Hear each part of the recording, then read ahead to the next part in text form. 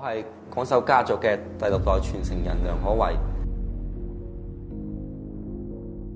我哋咧係從細個就開始跟住媽媽一齊學廣繡嘅，喺個繡花架上面長大開咁樣講。即係廣繡咧，我哋用嘅材料咧係用到蠶絲線為主嘅。好似我覺得手持呢個就係蠶絲線啦。咁咧佢呢個咧就可以分到好多好幼細嘅一啲蠶絲線，譬如話一條蠶絲線咧係有16絲嘅。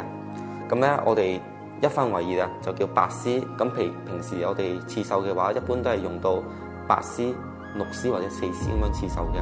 咁但係如果係繡到比較動物同埋人物比較精細嘅部位，我哋可能會需要去到2絲、1絲咁樣去繡。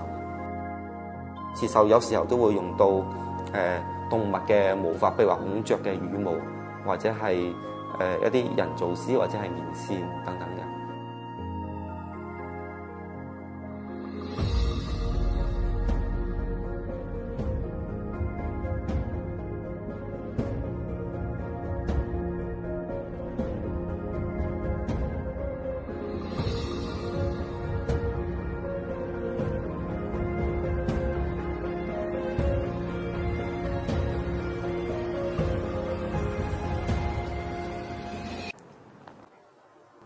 首先我覺得就年輕人咧，佢會中意又好玩又新奇嘅一啲文創產品，因為以前嗰啲裝飾畫可能對於佢哋嘅審美嚟講咧，就有啲傳統一滯，咁佢就比較中意啲創新啲嘅一啲應用。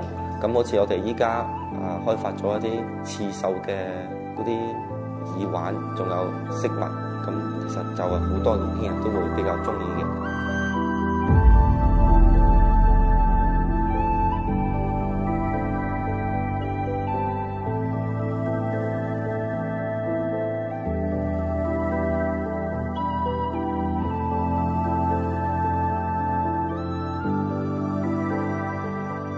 咁好似我哋以前繡嘅傳統題材，咁我哋仲會我哋去慢慢開發創新，即係符合依家當代人消費嘅一啲產品。